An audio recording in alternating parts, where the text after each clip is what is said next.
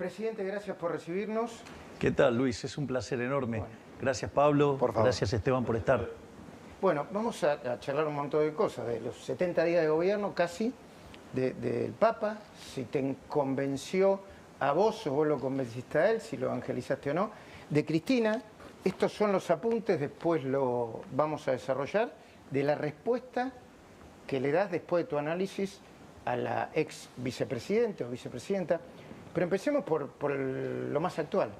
20,6% de inflación. ¿Qué significa? Primero, si uno toma el número así solo y aislado, parece un número verdaderamente horroroso, que efectivamente lo es. Lo que pasa es que hay que mirar dónde estábamos y cuál es la tendencia. No podemos nunca olvidarnos de la herencia que recibimos. Recordemos que la primera semana del mes de diciembre la inflación venía corriendo al 1 diario, que era equivalente a un 3.700% anual. Cuando se entra en la segunda semana, la inflación venía corriendo al 7.500 anual. Nosotros, de hecho, decíamos que íbamos camino a un 15.000% de inflación con el ritmo al que venía acelerando. Y es más, si ustedes se fijan, los precios mayoristas, que siempre suelen estar adelantados respecto a lo que son los minoristas, dio 54%, eso da 17.000 anual. Es decir, con lo cual la economía venía viajando en ese sendero.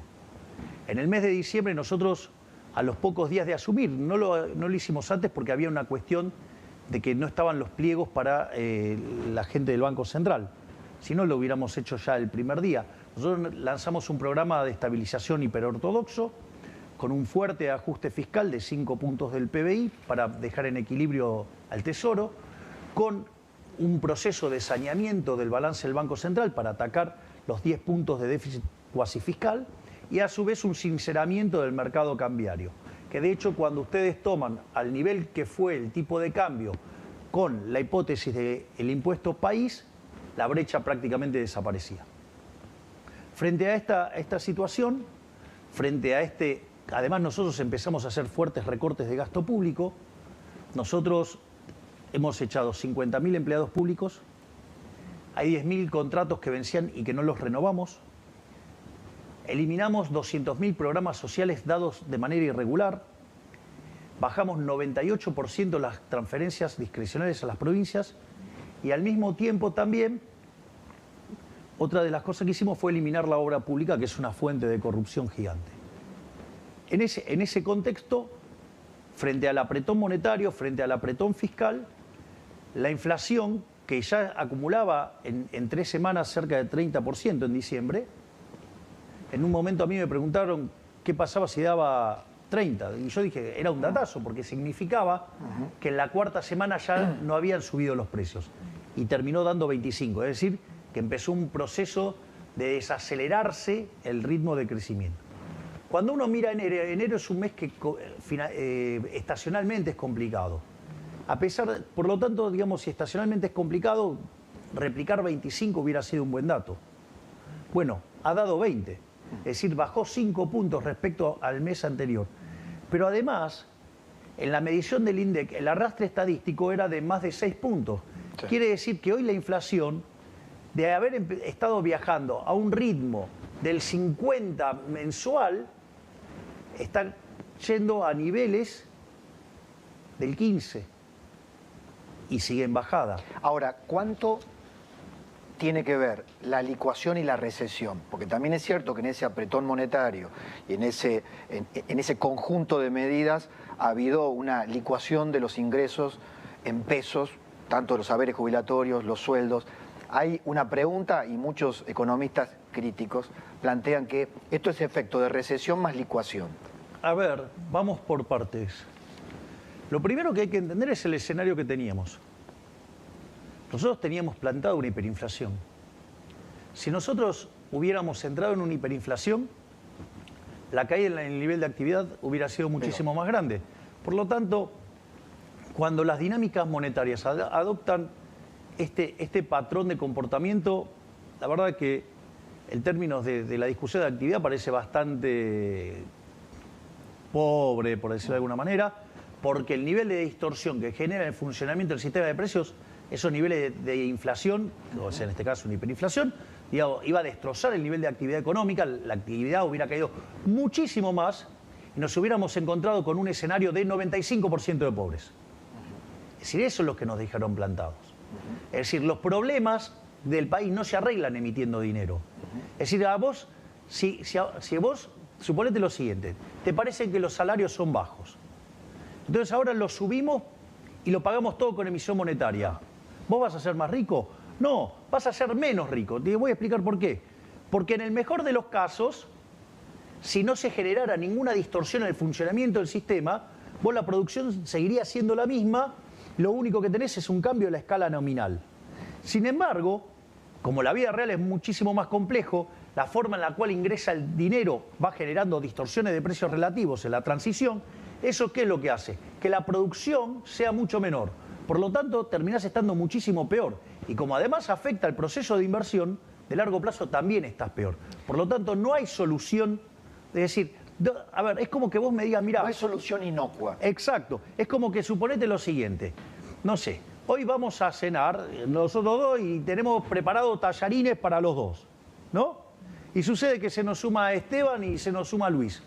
Entonces agarro, los pongo los tallarines en la fotocopiadora e imprimo 2 hojas de tallarines. Digo, no creo que vayan a estar muy contentos. Seguimos teniendo 2 platos de tallarines, ¿me comprendés? Entonces,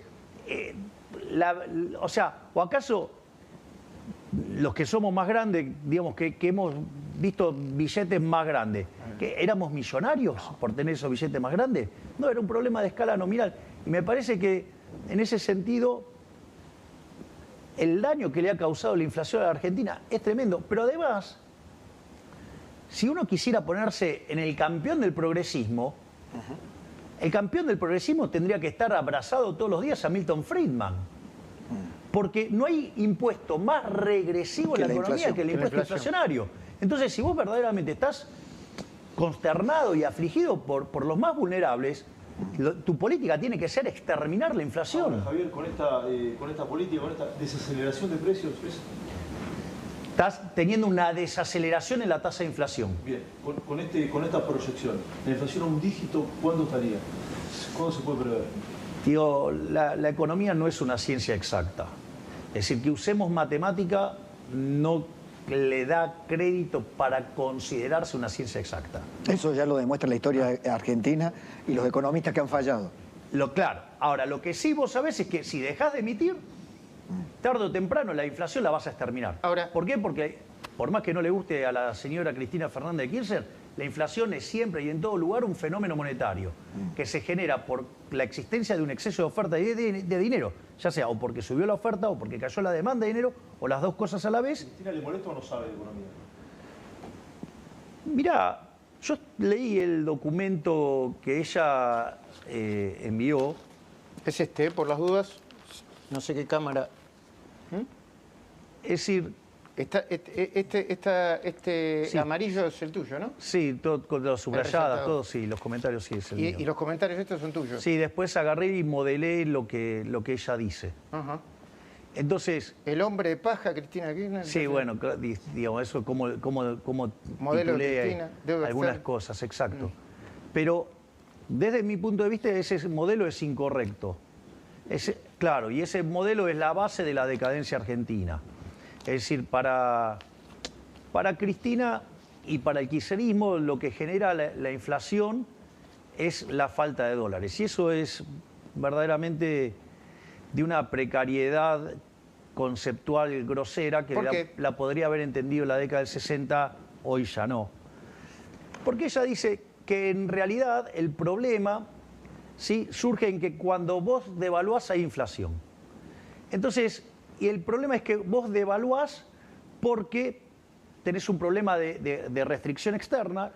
Entonces, el financiamiento que vos necesitás de la cuenta corriente, digamos, no lo podés conseguir en el mercado y eso hace que vos devalúes y cuando vos devaluás eso genera inflación. O te endeudes.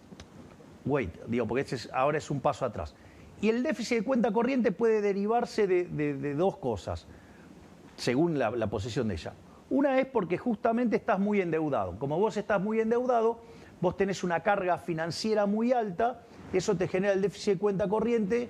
Como no conseguís el financiamiento, restricción externa, entonces eso conduce a una devaluación y la devaluación conduce a inflación. Ese es básicamente el marco analítico de ella. Entonces lo que dice es, si vos aumentás las exportaciones, entonces ahora tenés dólares, entonces el problema es menos grave, entonces vos devaluás menos, entonces se acaba el problema. La verdad que ese marco analítico está mal. Nos trajo hasta acá. Exactamente. Y no es de, perdón, no es de ella. A ella hay una, digamos, una fila de economistas que piensan de esa manera. Por eso hay varias cosas que están mal ahí. Si ustedes quieren, yo se los explico las cosas que están mal. Por favor. Por ejemplo, ella habla de la restricción externa. La restricción externa es el efecto de suponer un mundo donde solo ajustan las cantidades y no los precios. Es decir, con tipo de cambio flexible no existe la restricción externa.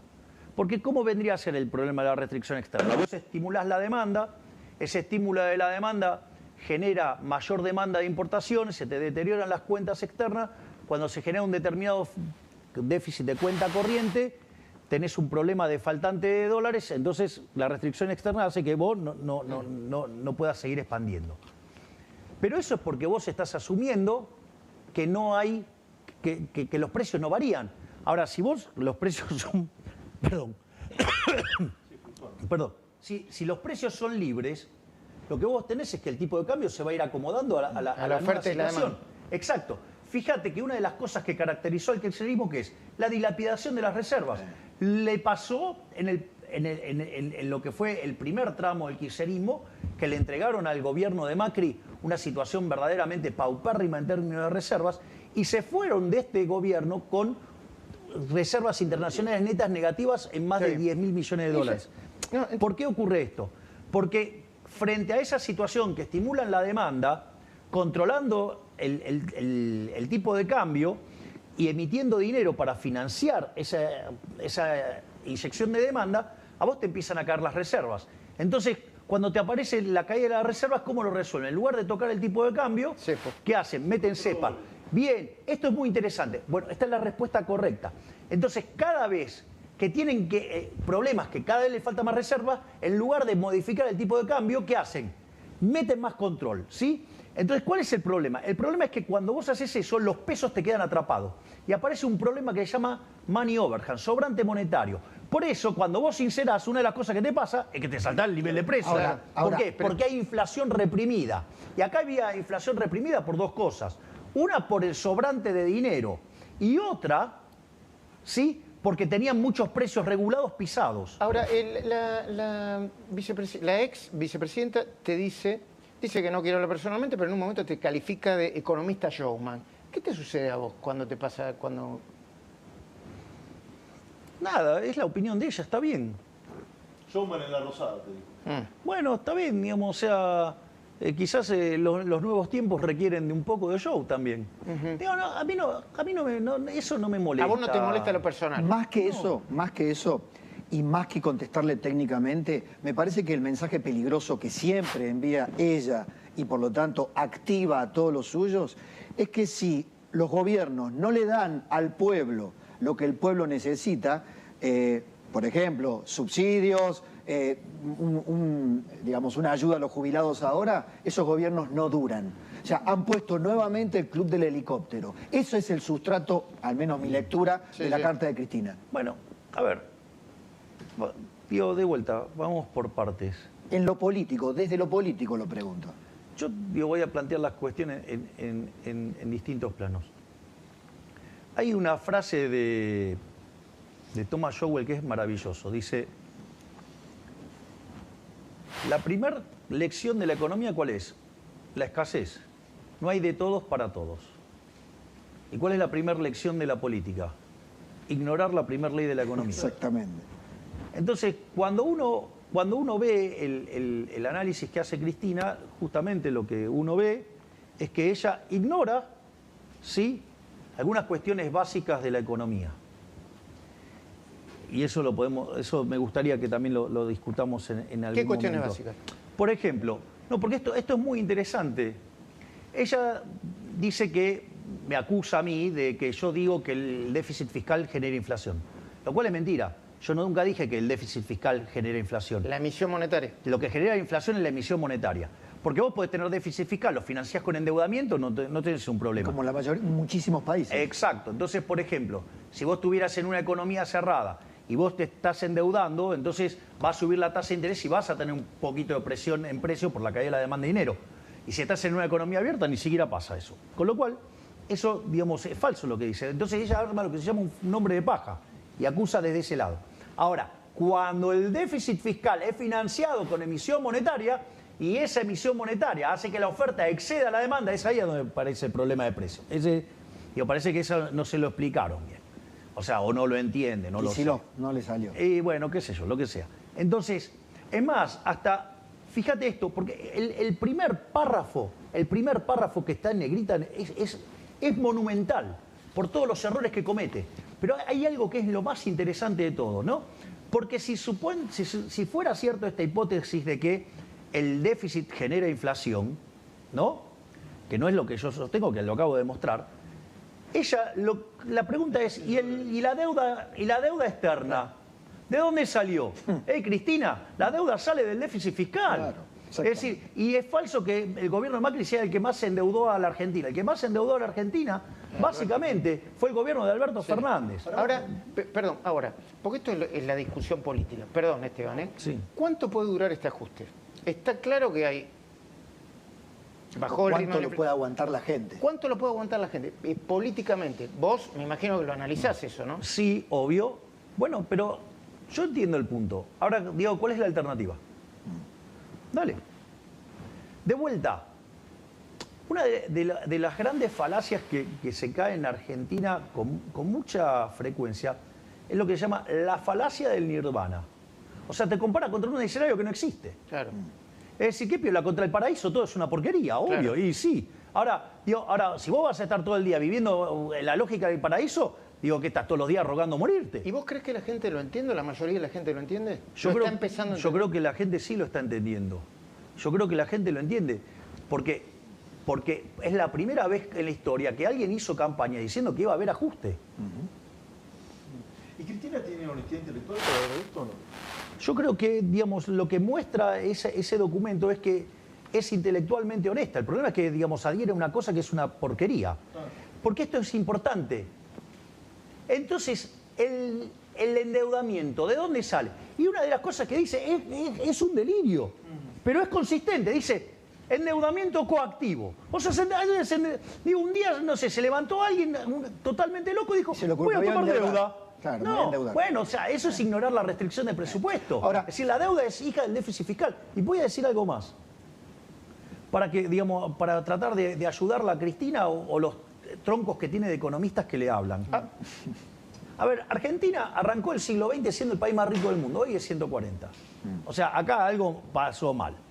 Sí, lo segundo es, de los últimos 123 años, Argentina, 113 tuvo déficit fiscal. Argentina desde el año 1900 hasta hoy tuvo 22 crisis, 20 tienen origen fiscal, donde el déficit fiscal es alto o recontra alto. ¿Qué es la parte que no entiende? Y encima, ella arranca el supuesto y está en ese primer párrafo. A diferencia de lo que se afirma habitualmente en cuanto a que el principal problema de la economía argentina es el déficit fiscal y la principal causa de la inflación, la emisión monetaria necesaria para cubrirlo, nosotros sostenemos que la inflación en Argentina se dispara ante la escasez de dólares y que es el endeudamiento compulsivo. Ahí está. Es el mantra, Claro, el mantra no, vino, pero a alguien se le ocurrió, se levantó alocado y dijo, vamos a tomar deuda. ¿Y contra qué? Ahora, presidente... Está claro, ¿no? Que ya en el primer párrafo muestra que no entiende lo que es una restricción de presupuesto. Yo digo algo, además, si yo me voy a poner en exquisito, si el problema es que me faltan exportaciones, habría que alguien le explique que eso es un aumento de la demanda agregada neta. Con lo cual la presión en precio es más alta, no más baja. Ahora, ¿podemos dejar a Cristina un poquito de lado? Sí. Hablemos de presente y futuro. Sí. Sin Cristina, sin su carta, porque parece que tuvo un problema de egolatría. Tal vez le haya molestado tanta centralidad en el exterior, el recibimiento del Papa, pero eso lo podemos dejar para otro momento. Sí. ¿Cómo sigue el gobierno? Muchos que lo han votado preguntan, ¿cómo sigue el gobierno? ¿Va a acordar con los gobernadores? ¿Va a avanzar con la motosierra? ¿Va a fondo? A ver, sin acuerdo político. A ver, la motosierra y la licuadora, que son los pilares del ajuste, no se negocian. No se negocian. El déficit cero no se negocia. El proceso de saneamiento del Banco Central no se negocia. Y una vez que nosotros tenemos el equilibrio fiscal en déficit cero y tenemos saneado el Banco Central, vamos a estar en condiciones de abrir el mercado cambiario. Y cuando nosotros hagamos eso, lo que vamos a tener es un rebote de actividad económica. Y explico por qué. Cuando vos tenés una restricción, un precio fijo, ¿sí? Un precio controlado, hoy tenemos un crawling peg, pero digo, o sea, es como que... Y que es el aumento es un paulatino, control que lo vas corriendo. controlado. ¿Qué es lo que sucede? Vos tenés un exceso de demanda, ¿sí? Nosotros estamos limpiando restricciones todos los días. Sí. El mercado de cambio y la gente no lo ve porque seguimos comprando dólares a lo loco, pero... Ahora, esto es interesante. Digo, desde que asumimos, compramos 7.000 millones de dólares. O sea, reforzando las reservas. Ahora, dicho esto, ¿qué es lo que sucede? Nosotros, una vez que vos tenés este exceso de demanda por tener un precio controlado, la contracara es que tenés exceso de oferta en el resto de la economía. Entonces tenés que los precios de los bonos son bajos, por ende es alta la tasa de interés, es alto el riesgo país, te genera un exceso de oferta en el mercado de bienes, eso hace que se te deprima el nivel de actividad. De hecho, el PBI per cápita está 15% por debajo del que teníamos en el 2011. Eso te genera un problema en el mercado de trabajo, que o lo corregís por desempleo o con salarios verdaderamente miserables, donde hoy 1/3 de los trabajadores formales son pobres, ¿sí? Y la contracara es una necesidad de aumento de contención social como consecuencia de este cuadro horrible que tenemos. Y eso genera un círculo vicioso, que es el que, digamos, traía Massa, que nos dejó la inflación, digamos, a un ritmo viajando del 15.000 anual. Dicho esto, cuando vos eliminás el control en el mercado de cambios... ¿Qué variable monetaria está viendo el gobierno para llegar a levantar el cepo? Pará, porque son varias cosas. Una vez que vos eliminás el cepo, lo que sucede es lo siguiente. Ese exceso de demanda desaparece y desaparecen todos los otros excesos de oferta. Entonces, cae la tasa de interés, se expande la actividad económica, se expande el empleo y los salarios reales mejoran y la cantidad de pobres e indigentes cae. Exacto. Entonces, eso lo que va a hacer es que la actividad económica rebote.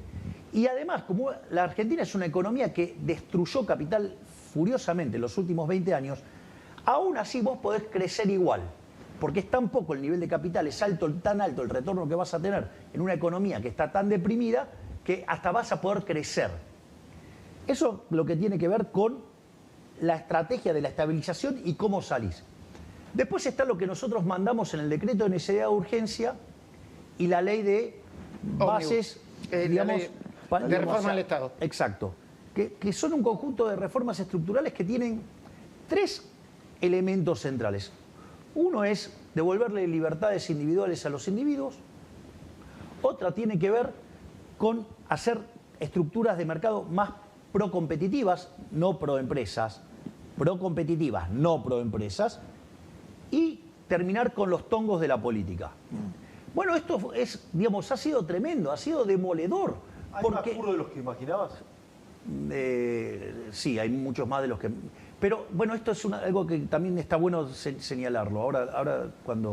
Ahora, lo que quiero decir, ese conjunto de reformas, lo que hacía es que Argentina escalara 90 puestos en libertad económica. Es decir, que Argentina se pudiera parecer a un país a Alemania. Es decir, Argentina en 20 años podría parecerse a Alemania. El rechazo lo va a demorar. Claro, entonces, por ejemplo, en lugar de estar creciendo, porque cuando se dan esos procesos de convergencia, vos crecés a tasas muy fuertes. Por ejemplo, podés estar creciendo a tasa del 10% per cápita. Entonces eso quiere decir que vos duplicás el PBI per cápita en 7 años. Bueno, digamos, con estas tasas que vamos a tener como consecuencia de no haber avalado la reforma, tardamos 25 años para duplicar el PBI per cápita. Digo, en términos de pobreza y de nivel de bienestar, ¿vos no es crees menor. que no aceptan eso o la ley no pasó? No, ¿Porque son todos chorros? No, ¿o porque no les entienden la interesa. economía? No les interesa. A ver, la evidencia empírica internacional es hipercontundente. Es decir, los países que son más libres son 12 veces y media más ricas que los reprimidos. Tienen 25 veces menos de pobre en el formato estándar, 50 veces menos en el formato extremo.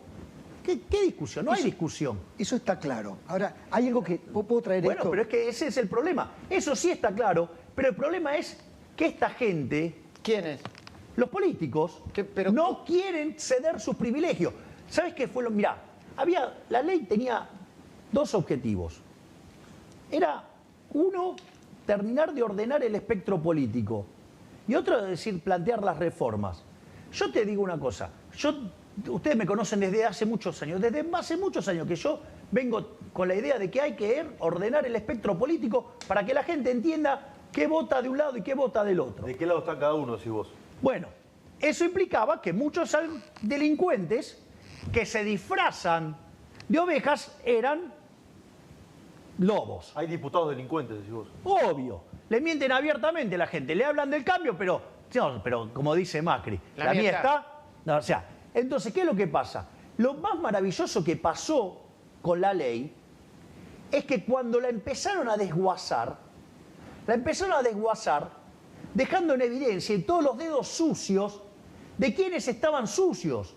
Y las votaciones esas lo que hizo fue mostrar quiénes son los que verdaderamente están a favor de un cambio por las ideas de la libertad y quiénes son los delincuentes que quieren seguir con este sistema de privilegio, ¿sí?, de donde los políticos se enriquecen. Entonces, fue fabuloso. Fue fabuloso. ¿Por qué te crees que la levanto la ley? La levanto justamente por eso, porque logré el objetivo. Frente a tener una ley mala, prefiero no tener una ley. ¿Y los objetivos loables de la ley? ¿Cuándo? Está bien, pero a ver, eso puede esperar. ¿Sabes por qué puede esperar, Pablo? Porque es muy simple. Con esto hay un montón que dejaron los dedos todos sucios.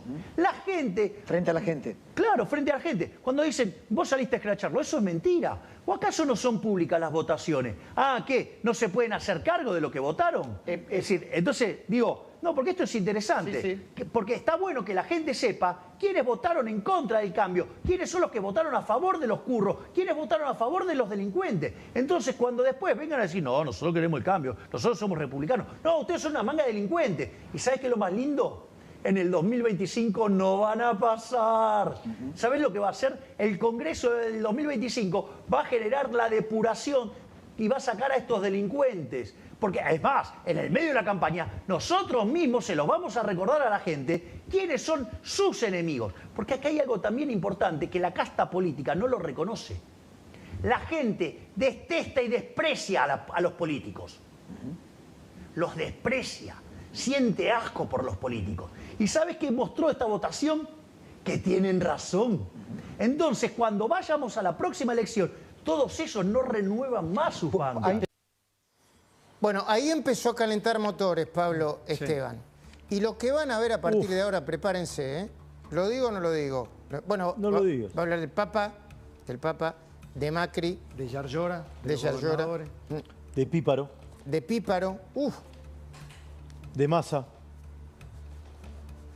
y de una cantante. Pero también de los jubilados, de la De los tarjeta SUBE, de los docentes. de los docentes. Sí. de la reforma laboral. Sí. Exacto. Y a Lali Espósito le puso otro apellido. Va a armar mucha polémica, va a haber mucho ruido con eso, ¿eh? A Lali Espósito le puso otro apellido. Al Círculo Rojo, a los economistas que nos están viendo, que me están escribiendo, dolarización. ¿Qué es lo que tiene en la cabeza? ¿Cómo? Cepo. Cepo. Y me dejan una cosita más Dale. a la pregunta de Pablo Rossi. Dale. Sí, ¿cuándo las reformas? Creo que muchas pueden llegar a ser con el nuevo Congreso el año que viene. ¿Entendieron lo que dijo Milei recién o no? Sí. ¿Sí? Mensaje. ¿Puede ser o no? Mensaje. A lo Bukele. ¿Puede ser? Segunda parte de la entrevista exclusiva con el presidente Javier Milei. Ahora. A propósito de eso, a la televisión italiana, cuando lo espetaron sobre algunas cuestiones dichas filosóficas de filosofía política, dijo, yo al Estado lo considero una asociación de delincuentes. No la teoría de Baglini la detesto, etcétera, etcétera. Cosa que nos habían dicho hace mucho tiempo. Y lo estoy cumpliendo. Sí, ahora... Y lo estoy cumpliendo. ¿Cómo se Dije que despreciaba el teorema de Baglini. Sí. Dijeron que cuando llegara al poder iba a cambiar. Sí. Ahora, ¿cómo se... Parece que no me conocían bien. ¿Cómo se llega a administrar eficazmente un Estado cuando conceptualmente se lo detesta? No. El problema es la arrogancia de creer que lo podés administrar eficientemente. Ok. Mira, Milton Friedman decía, vos tenés 4 formas de gastar. Vos podés gastar la tuya o la de otros. Y la podés gastar en vos o en otros. Cuando vos gastás la tuya en vos mismo, ¿qué haces? Maximizar los beneficios. Cuando vos gastás la tuya en otros, es como cuando das un regalo. Tratá de quedar bien con lo menos posible. Minimizás el costo. Cuando vos gastás la de otro en vos, digo, es cuando, viste, los directivos viajan por la empresa, viajan todos... Con la tarjeta corporativa. Claro.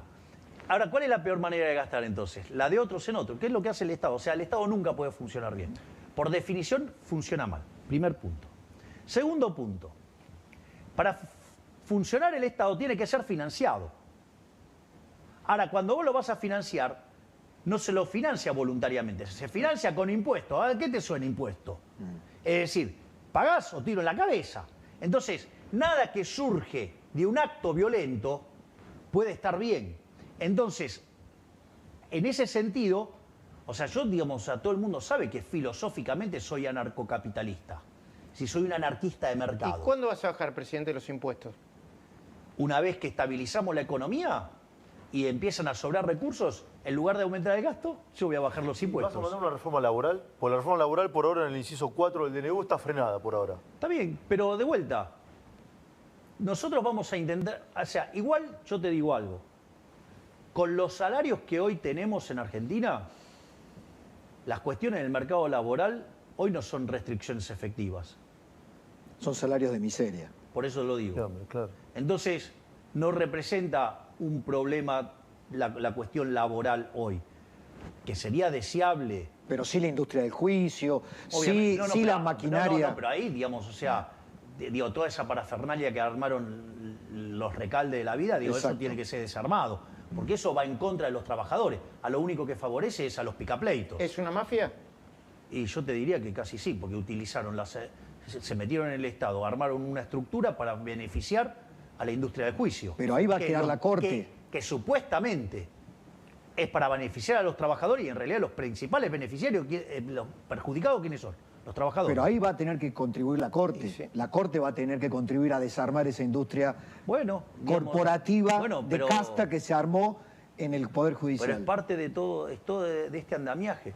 Pero quiero volver al punto inicial. Cuando vos entonces entendés que los medios del mercado, ¿cuáles son? Los intercambios, la producción, el ahorro, la inversión. ¿Cuáles son los medios del Estado? ¿Cómo se financia? Con impuestos, con robo. O sea, entonces, lo primero que hay que entender es que el Estado es una organización criminal, es una organización violenta, donde los tipos se pusieron de acuerdo para robarle a la gente. Yo les hago una pregunta. En el último año, Esteban, ¿cuántas veces te robaron? A mano armada ninguna. ¿A vos, Luis? A mano ninguna. Con los impuestos yo diría que sí. ¿Y vos, Pablo? No, a mí no. Ah, bueno, está bien. Pero, Robos pero violentos. anda a comprar Ahora algo Kicillof y... puso un impuestazo del 300% Bueno, de por la eso. provincia. Bien, entonces le está metiendo la mano a los bonaerenses. Digamos, que no me sorprende viniendo de un bolche como él. Pero saliendo de ahí, porque él cree que es mejor la plata administrada por él que la gente. O sea, él debe creer que la gente es tonta. Es decir, que no sabe manejar su plata. Entonces él sabe mejor que la gente en qué tiene que tener la plata. Entonces, cuando vos entendés esto, fíjate, el Estado es peor que el ladrón vulgar, porque el ladrón vulgar es aleatorio. En cambio, el Estado es el ladrón Pero sos estacionario. jefe de Estado. ¿Qué tipo de Estado vas a dejar cuando dejes tu gobierno en 4 Vamos a años? ponerlo así. Hay una frase de Milton Friedman que es genial. Dice, mire, usted tiene distintos tipos de liberales. Usted los tiene liberales clásicos, los tiene liberales minarquistas, y dice, si se fija bien, hasta los tiene anarquistas. Entonces, ahora, yo te hago una pregunta. Liberalismo clásico vendría a ser Friedman, Hayek, Adam Smith. ¿Vos te crees que, por ejemplo, estamos cerca de ese nivel o estamos muchísimo más a la izquierda? ¿Vos? No, la Argentina. Ah, no. Bueno. Es un paño rojo Argentina. O sea, digo, destila socialismo. Entonces, ¿qué es lo que sucede? Y se hunde por el socialismo. Esa frase de donde hay una necesidad nace un derecho. Pará que los derechos hay que pagarlos, los recursos son finitos, la necesidad es infinita. Genera Eso. déficit. Pero yo te pregunté si ibas a bajar los impuestos, porque era una de tus promesas. Es que voy a bajar el gasto público. ¿Sabes cuál es la verdadera carga fiscal que enfrenta ¿Cuál? el gasto público? Esta es la parte que dicen, vos subiste los impuestos. Mentira, no los subí los impuestos, los bajé. ¿Por qué? Porque, ¿sabes qué? Nosotros estamos haciendo una reducción del déficit fiscal de 5 puntos del PBI en el Entonces Tesoro. vas a necesitar menos impuestos para... Exacto, fíjate esto, va por ahí. Fíjate esto, de ese ajuste 30 cae en el sector público y 20% cae en el sector privado. Entonces alguien puede decir, no, bueno, pero me estás subiendo los impuestos por 2. Pero estoy eliminando el señoriaje, te estoy devolviendo 5 puntos el PBI. En el neto, ¿cómo está el sector privado? Mejor, es decir, esto es como cuando vos le decías a Rothbard no le importaba cuáles eran los impuestos que te cobraba. Era, ¿cuánto me sacás del PBI? Bueno, ahora te estoy sacando 3 puntos menos, con lo cual, digo, ganaste en libertad. ¿Y los jubilados? Eso. Nosotros el tema de los jubilados, fíjate esto, si nosotros mantenemos la fórmula que viene del kirchnerismo, van a estar perdiendo este año 2 puntos del PBI. En nuestras estimaciones pierden medio punto del PBI. ¿De dónde te crees que sale ese punto y medio de diferencia? Es recomposiciones que nosotros estamos planeando hacer. Y obviamente que en algún momento hay que agarrar y hay que rediseñar la fórmula para que esto, digamos, deje de ser un mecanismo de El estafa. posible conflicto docente, ¿te preocupa, Javier? Hoy, en las últimas horas, los gremios plantearon dudas sobre el inicio de clases. Pregunta, ¿las escuelas de quién dependen? La inmensa mayoría de las provincias. Yo hago una pregunta. O sea, ¿Argentina es un país federal?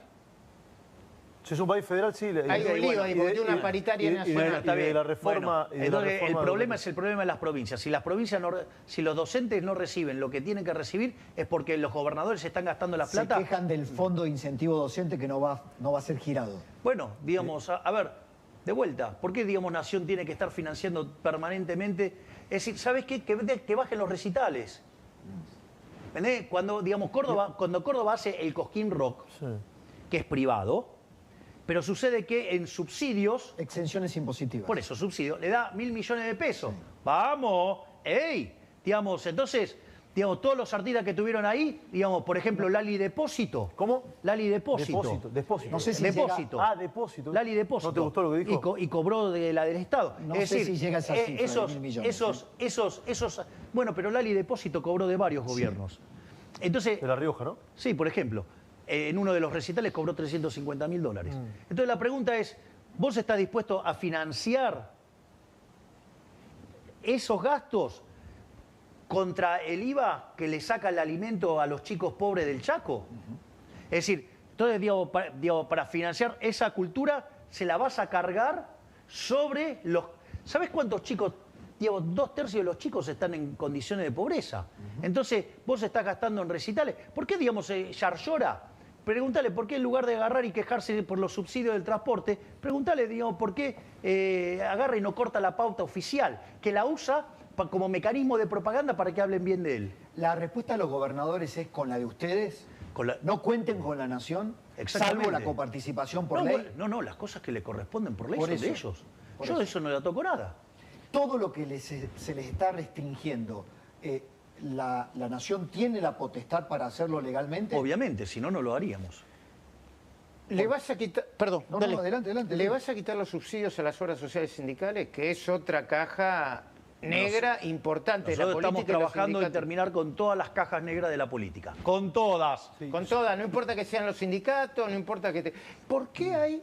Perdón, porque si no, me lo voy a olvidar y no quiero olvidar. pasa nada. ¿Por qué sigue habiendo gente de la cámpora y de masa en muchos ministerios y en muchas direcciones? Bueno, en la medida que los vamos detectando, los vamos sacando. Pero les resulta difícil detectarlo, porque algunos dicen, no, esto forma parte de un No hay acuerdo de Milei. no hay pactos de ninguna naturaleza con el kirchnerismo. ¿Qué votaron? ¿Me votaron algo a favor?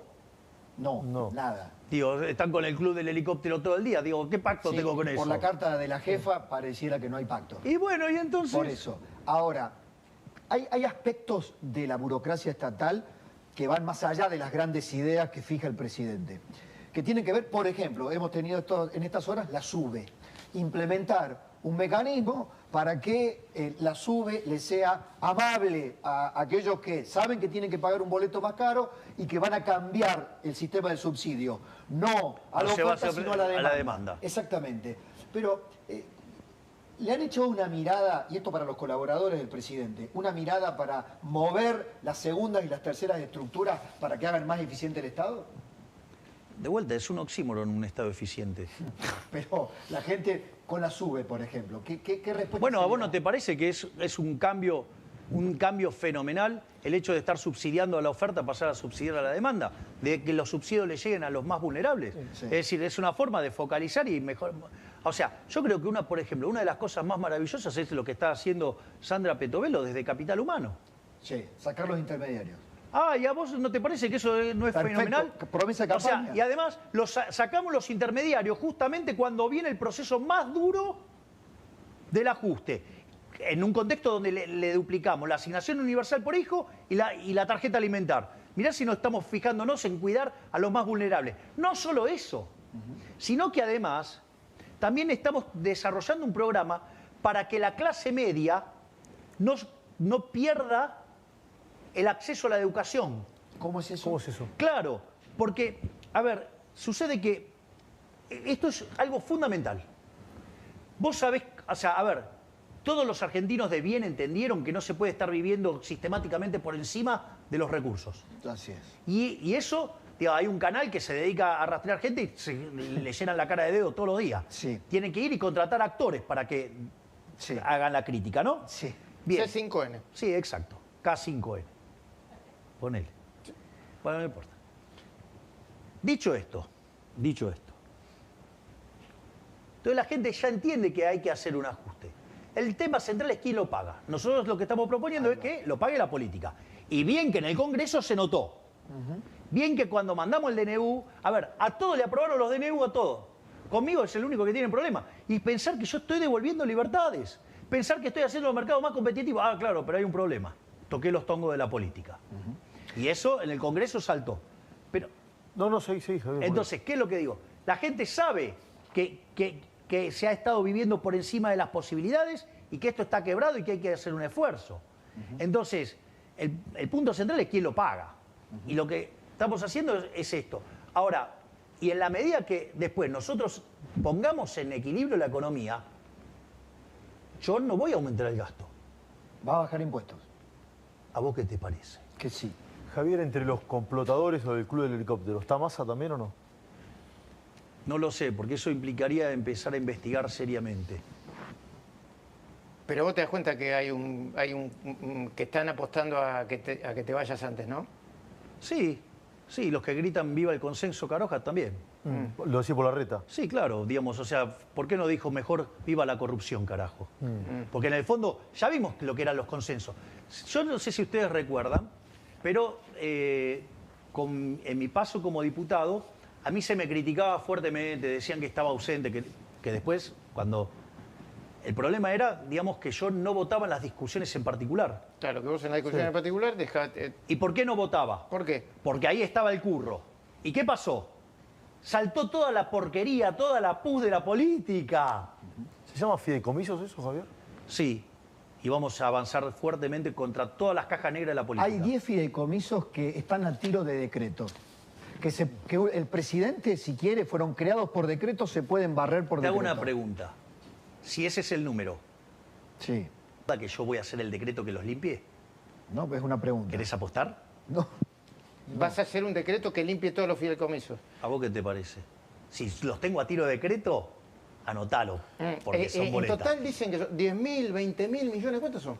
Toda esa runfla son como 20.000 millones de dólares. Son todas cajas negras de la política. ¿Y a todos los tenés a tiro de decreto? No. No, a todos. Hay no. otros que Son fueron alrededor de creados 40, por ley. Hay 29, si no me equivoco, 29 fideicomisos nacionales, de los cuales 10 son a tiro de decreto. Después están los fideicomisos provinciales, porque el fideicomiso, eso lo hemos contado en la televisión, se transformó en una manera de saltear todos los Todas las controles auditorías. cruzados. Exactamente. Empresas dentro del Estado que repartían dinero a muchos. Bueno, entonces eso hay que terminarlo. Bueno, eso pone muy nervioso a muchos. Gobernadores, diputados. A mucha gente de la política que vive de eso. ¿Seguís con tu idea de dolarizar cuando puedas dolarizar? Sí. ¿Y cuándo crees que vas a poder? ¿Cuándo podés creer que vas a poder dolarizar y cuándo podés creer que vas a levantar el cepo? A ver, son... Cosas diferentes. Sí, vamos por el tema de la dolarización. Hay un trabajo enorme que se está haciendo desde el Banco Central y que probablemente, salvo gente que entiende de la materia, no lo está viendo. Pero es lo siguiente. Nosotros emitimos dinero para comprar dólares. De hecho, compramos 7.000 millones de dólares en el mercado. Después tenemos un problema de la emisión endógena de dinero, ¿sí? que es la herencia de las LELIQ. O sea, limpiamos un montón, pero todavía queda un montón. Entonces, en ese contexto, nosotros tenemos esas dos fuentes de emisión monetaria. Cuando vos mirás la emisión monetaria, la variación de la base no varía. Está clavada en 10 billones. Eso es una de las razones por la que se está desacelerando la inflación. Exactamente. Entonces, ¿qué es lo que pasa? En ese contexto, lo que vos tenés es que estamos comprimiendo por sector fiscal y con el BOPREAL. Ahora, cuando vos mirás el balance del Banco Central, entonces empezaste a desinflar pasivos y activos, pero sobre todas las cosas, limpiamos la deuda de los importadores, pero vos mirás que hoy tenemos una base monetaria de cerca de 8.000 millones de dólares y compramos reservas por 7.000 millones de dólares. Es decir, que hoy tenemos cubierto el 87,5% de la base. ¿Y eso qué tiene que ver con el tipo de cambio o con el cepo? Eso tiene que ver que al tipo de cambio de mercado estás a un tiro de dolarizar. Bueno, para comprender... ¿A un tiro de dolarizar? A un tiro. Pero fíjate esto, el problema no es que vos eso ya lo tenés, por decirlo de alguna manera. Ahora, te falta limpiar el resto de los pasivos remunerados, o sea, hay que seguir trabajando con el tema de los encajes remunerados, o sea, en realidad de los pases. Sí. Y lo otro que vos necesitas es una reforma del sistema financiero legal. para que no sea vulnerable a una corrida. Entonces, la idea está, pero demanda tiempo. Entonces, una cosa es que nosotros, suponete lo siguiente, si siguiéramos limpiando el balance del Banco Central al ritmo que lo hacemos, el Fondo Monetario Internacional estima que nosotros podemos abrir el cepo a mitad de año. ¿Y vos qué decís? Yo prefiero verlo nunca. Que la economía no es una matemática, no es una ciencia Entiendo. exacta. No es una ciencia pero exacta. solo por la dolarización. Para Dale. entender la dolarización en la cabeza del presidente, ¿es dolarización pura y dura como algunos modelos o libre competencia de monedas como lo sugiere Domingo Cavallo? A ver, yo hablo de libre competencia, siempre hablé de libre competencia de moneda. Cuando todo este tema estalló, ¿sabés dónde pasó? ¿Dónde? En tu programa. Sí. En tu programa. Sí, Pablo, y yo sí. hablé de tengo libre la competencia de culpa. moneda y Sí. que levantaron dolarización. Ok, por eso lo A vuelvo ver. a preguntar. Pero no te acordabas que había sido en el tu Sí, programa. sí. El responsable. Claro. Entonces, dicho esto, bueno, pero es un gol. Sí. Dale. Vengo por el segundo. Sos Paolo ahora. Sos Paolo Rossi, no sos Pablo, sos Paolo. Mucho italianismo. Y bueno, ¿de dónde cree que vengo? Pero dicho esto, ¿qué es lo importante? Hay una moneda en la cual vos vas a liquidar. Por eso siempre se hizo la cuenta en dólares. Pero es libre competencia de monedas. Es decir, si vos querés usar el euro, vas a usar el euro. Si vos querés usar el dólar, usás el dólar. ¿El Bitcoin? Si querés, Bien. en lo que vos quieras. Suponete que vos sos una empresa petrolera. Vas a usar el WTI. Suponete que te dedicás al gas, usás BTU. Suponete que estás en el campo, usás el precio de la soja en Chicago. ¿Qué es lo interesante de esto? Que vas a un modelo de canasta de moneda donde los ponderadores surgen endógenamente por las decisiones de los individuos. Y el peso- Es decir, basta que no, porque en realidad quedo esclavizado por la política. No existe más. O sea, Claro, pedirles que no queda piensen. esclavizado por el Tesoro norteamericano Exactamente. y la Reserva Federal. Ahora, ¿y el peso? En ese esquema, ¿dónde queda el peso? ¿Resucita el peso? No, el peso no existe más. Listo. Ok. Requiem al Porque peso. crees que nadie lo va a elegir. No por una decisión tuya, sino porque crees que nadie lo va a ¿Y elegir. vos crees que alguien va a querer No, el no, no, peso? está bien. Eso es de hecho, Le desaparece de quitamos hecho. 13-0 a la moneda, le podríamos quitar 3 más. Entiendo. Es decir, lo que hay que entender es que el Banco Central es probablemente el mecanismo de estafa más sofisticado que creó el Estado de la historia. Porque cada vez que emite es como falsificar papel. Son Es como decir, los tallarines, la Con la impresión de fotocopiadora, tallarines. sí. Está. Ahora, presidente, Sí, ¿quién pero te obligan a comerlos. Ok. Y cuando los comes, ¿qué te pasa? Te vas a sentir mal Y porque sí, el papel y sí. no son Pobre, pasajeros. pobre. ¿Quién evangelizó a quién? ¿El Papa a vos o vos al Papa? No, yo no creo que haya habido una Bueno. cosa por el estilo. Yo lo que ¿Conectaron? ¿Qué te pasó? A ver, hay varios eventos. Previo a la ceremonia, el Papa Francisco nos invitó a Diana Mondino, a mi hermana y a mí, para que lo viéramos. Y ahí es donde se dio el diálogo, te cortaste el pelo, todo, vos sos medio...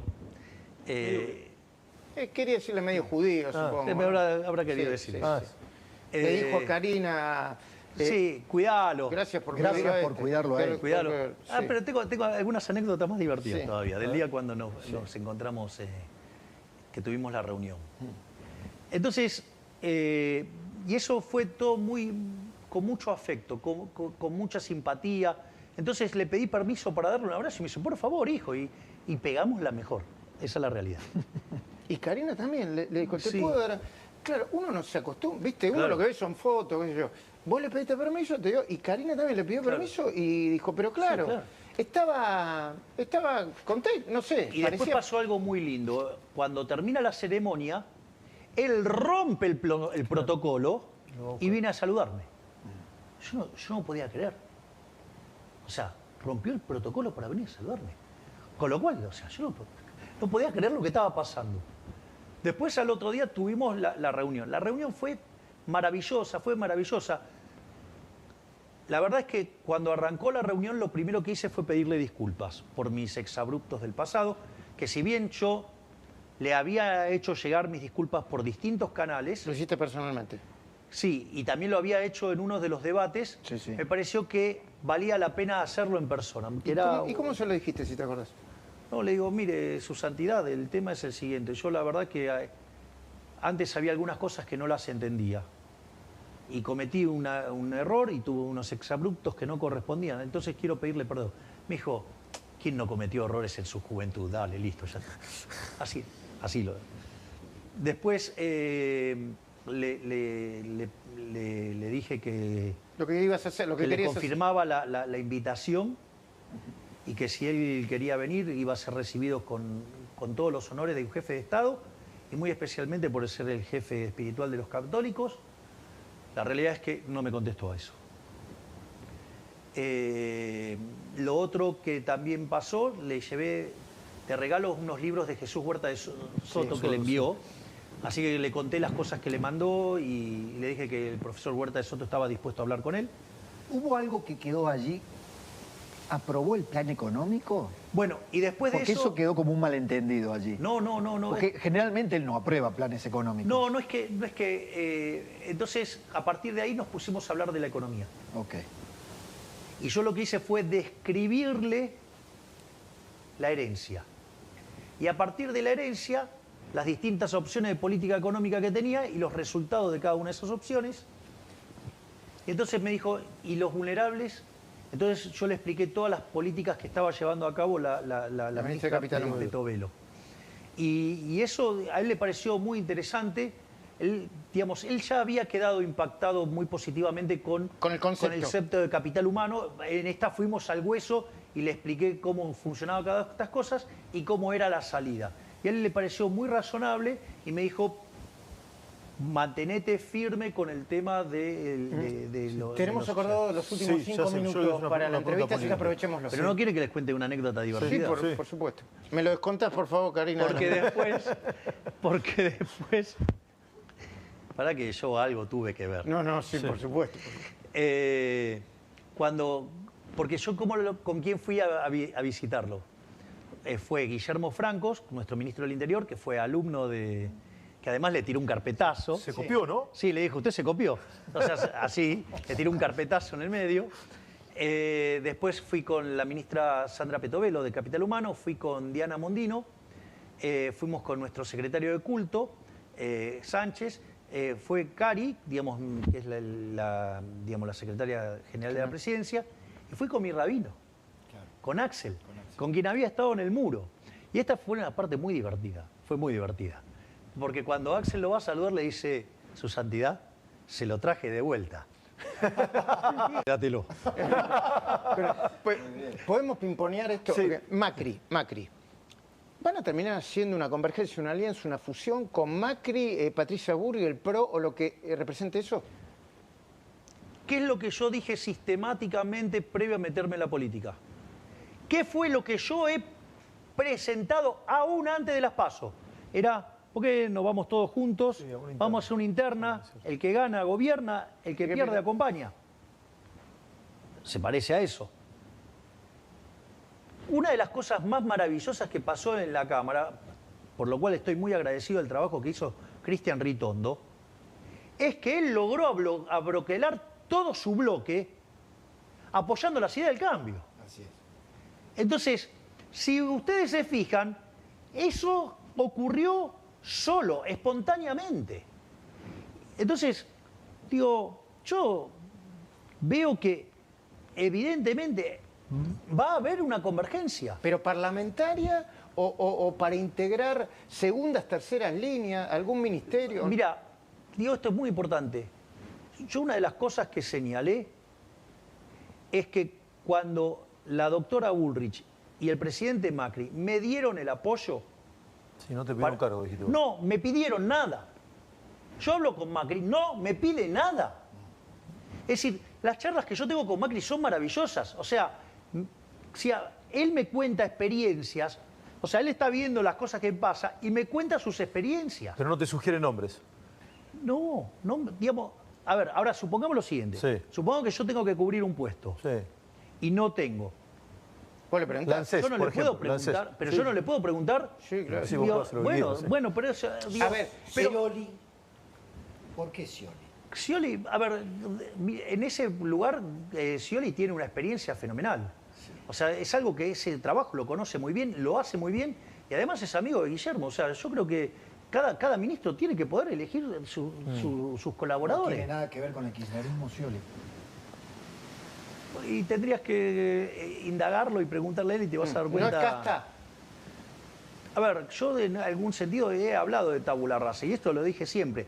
Todos aquellos que se quieran sumar al cambio hacia la ciudad de la libertad, vamos para adelante. Sí. Javier, le dijiste a Bonelli el otro día que Franco estaba firme como rulo de estatua. Sí, Sí, hay algunas... lo confirmo. Bien, hay algunas especulaciones vinculadas con Martín Menem, presidente de la Cámara de Diputados. ¿También está firme como rulo de estatua? Obvio. Pose, Santiago Caputo. A ver, Sí, digo, como es esa como chica. digo, me estuvieras preguntando si los riñones están adentro de mi cuerpo. ¿Cómo? Y que vos me preguntes por Santiago Caputo, No, como me te pregunte, pregunto. digo, es un riñón. Es más que un riñón, pero bueno.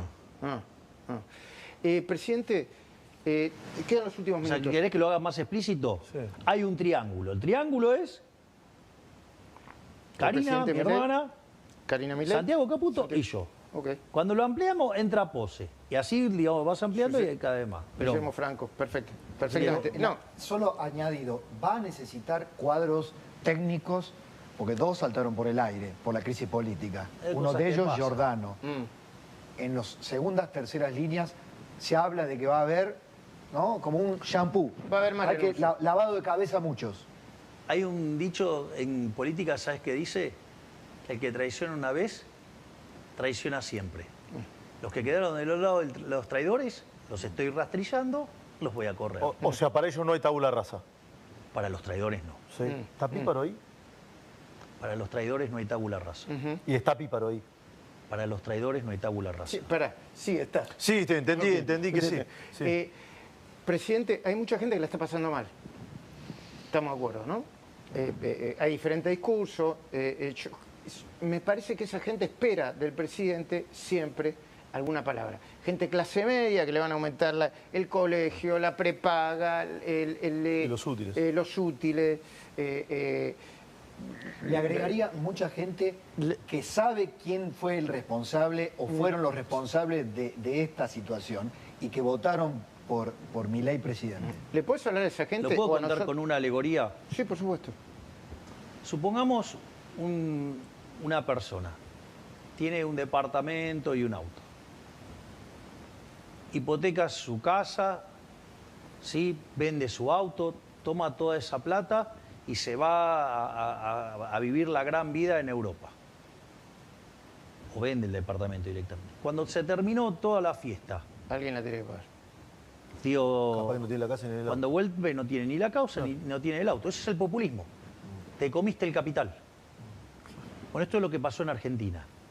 Es decir, si no, ¿cómo se arregla? ¿Que lo vas a arreglar con emisión monetaria? ¿Acaso, si fuera fácil imprimir la riqueza, nosotros seríamos multimillonarios entonces? El ministro de Economía sería un imprentero. Claro, No, exacto, está bien. digamos, Mucha o sea. gente está diciendo, cuando en la entrevista en C5N dice, bueno, pero hay una luz. Sí, la única forma que se sale, Miguel Ancho Basto te diría, capitalismo, ahorro y trabajo duro. Es decir, entonces vos, capitalismo, o sea, un sistema que respeta la vida, la libertad y la propiedad, donde el eje central es la propiedad privada como un mecanismo por el cual funciona el sistema de precios, que es el mecanismo de coordinación.